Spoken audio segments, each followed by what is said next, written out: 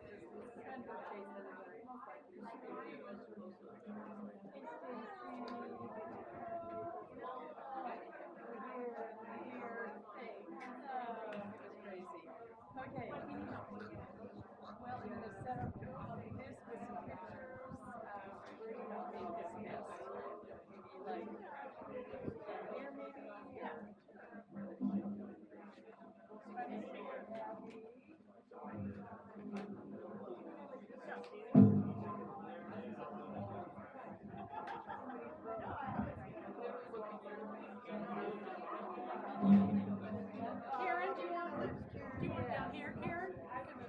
Okay, so I'm gonna tighten this.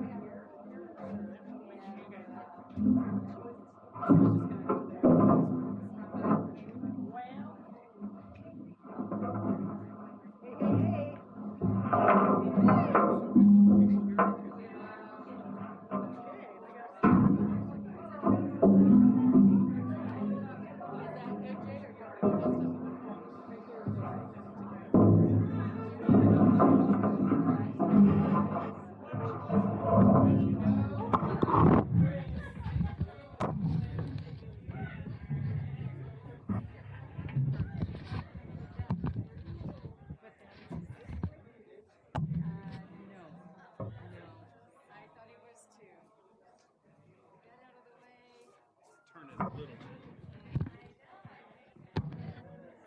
It's 360, but it stitches it right there. Oh, is that filming now?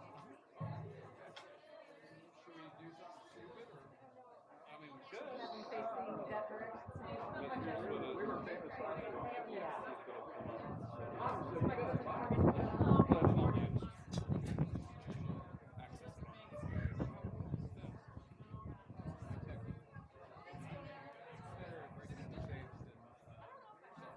You got to put that to use in illegal ways. I'm doing B of A next week. I'm looking for a driver. I'm a professional driver. Okay. Let's go. I'm going to do it.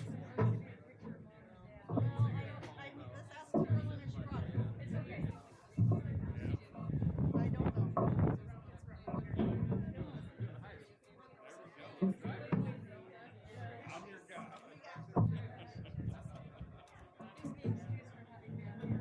I think the tablecloth was maybe not the best idea. But, I mean, I'm just... Yeah, just saying. Hey, you know anything about...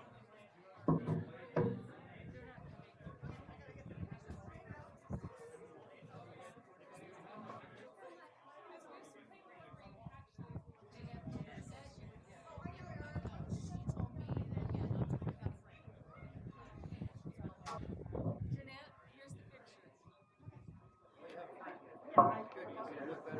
Yes, I will. Way. What are all these things? Where do you want everything? Oh my gosh.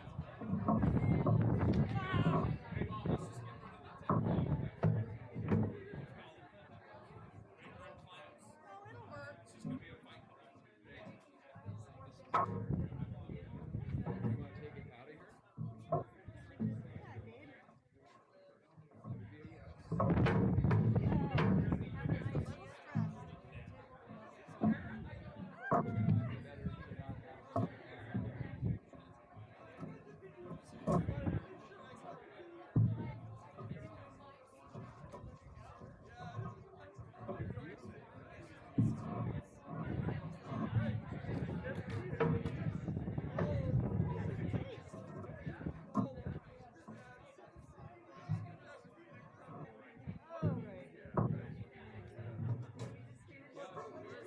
Yeah, babe. We'll get this figured out. I didn't know that you had actually made it. That is fantastic.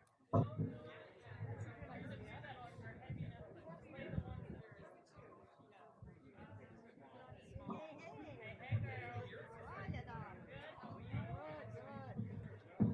Getting this all organized.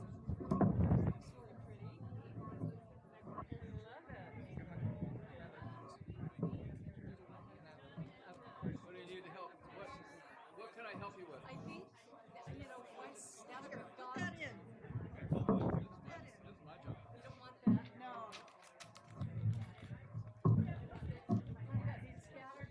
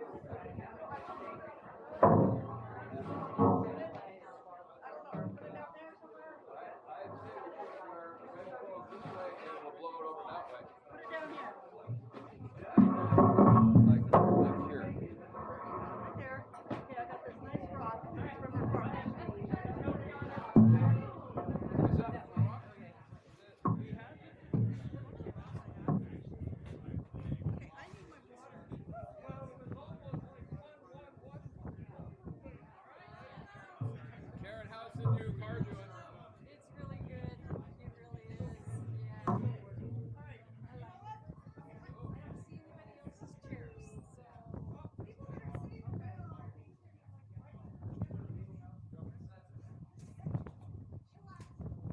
Hello, can everybody hear me? Well, that's fun. Well, we figured we better get this going.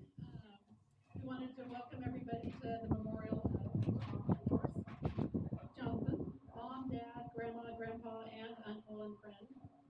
I know mom and dad are very happy with us gathering today. Thank you all who traveled long distances to be here. Today, we are going to spend about an hour sharing memories of Tom and Doris, mom and dad, grandma, grandpa. The rest of the time will be mingling and catching up, which I've been able to do that thus far, so that's been wonderful to see everybody. We will end around 5 p.m. Some may want to extend their visit by going to dinner or getting food and coming back to the park. There are a variety of fast food casual options down the street. Make sure you take some time to check out the pictures and memory books created by Karen. Also, there's pictures over here. I have a short little video if there's time.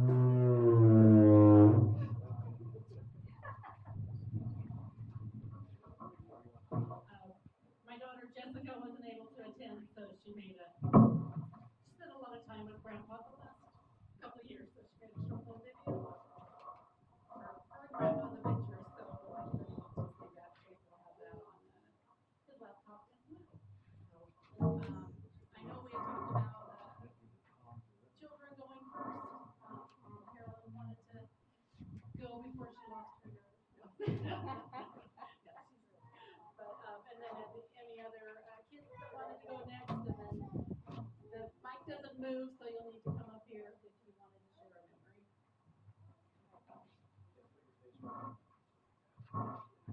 Right, like this. Oh,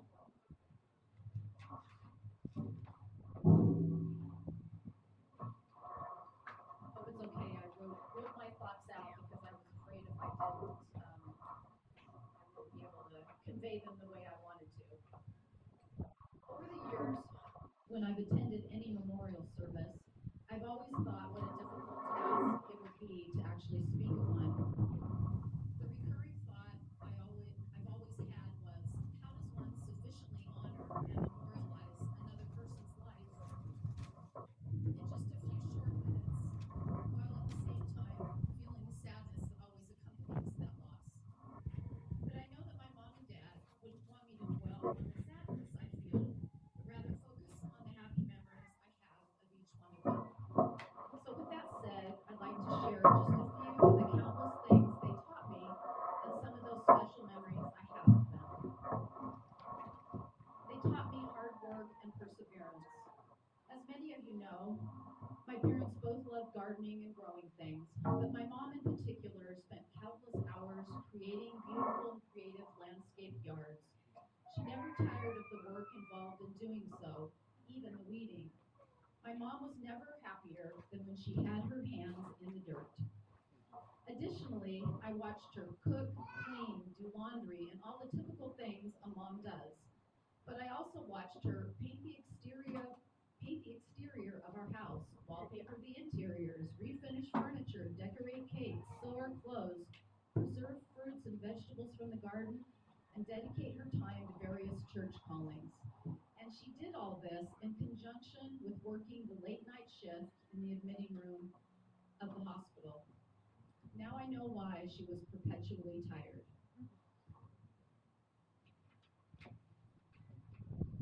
I watched my dad rise before 6 a.m. every morning to work in his office or outside in the yard before he put in a full day's work at his regular job. I watched him plant a garden every year, care for it, and then harvest it, with the ultimate goal of turning all that produce into something we enjoyed all year long. I especially remember the apricots and zucchini harvest that resulted in a plethora of mostly great food, but for some unknown reason, I never quite learned to enjoy the zucchini candy. When I was about 13 years old, I spent an entire summer building a fence with my dad, working side by side as he taught me the art of fence building. Unfortunately, I have never put those skills to work since, but I did learn the value of hard work and the satisfaction of building something from start to finish. They taught me, I'll say it again, they taught me compassion and empathy.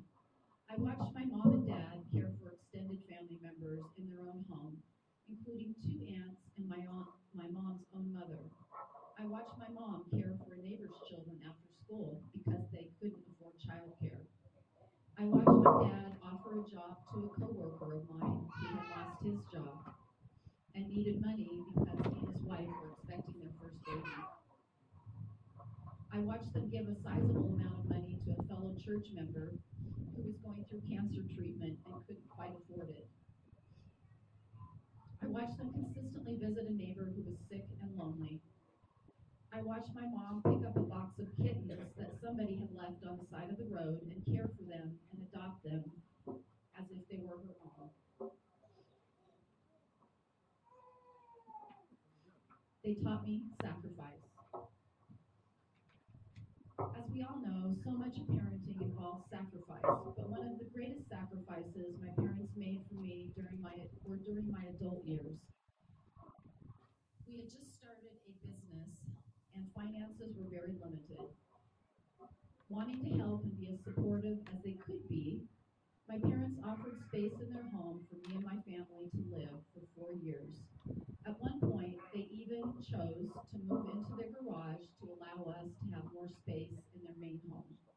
They helped entertain my kids on a daily basis and were a steady influence in all our lives during a very uncertain time for my family.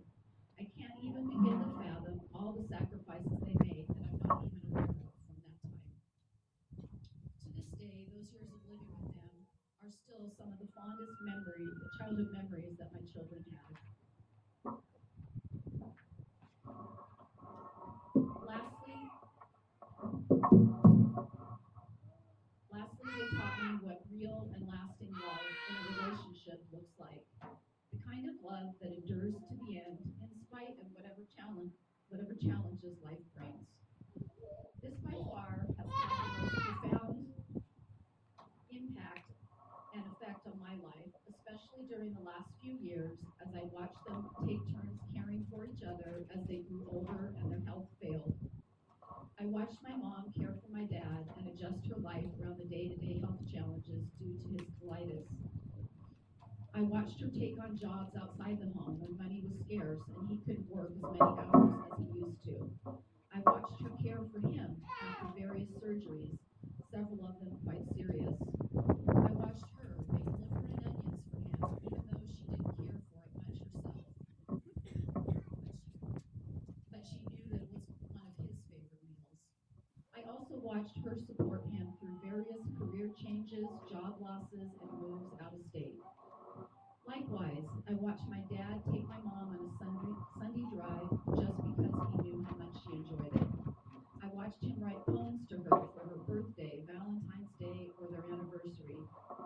I watched him drive a considerable distance, to take her shopping at a thrift store because he knew it was her favorite place to shop. I watched him bring home a tuxedo cake from the bakery to surprise her because he knew she needed something to lift her spirits that day. I watched him become her primary caretaker when she was mostly bedbound after suffering a stroke. I watched him take a card that he had painstakingly made by hand, along with flowers he picked from the garden,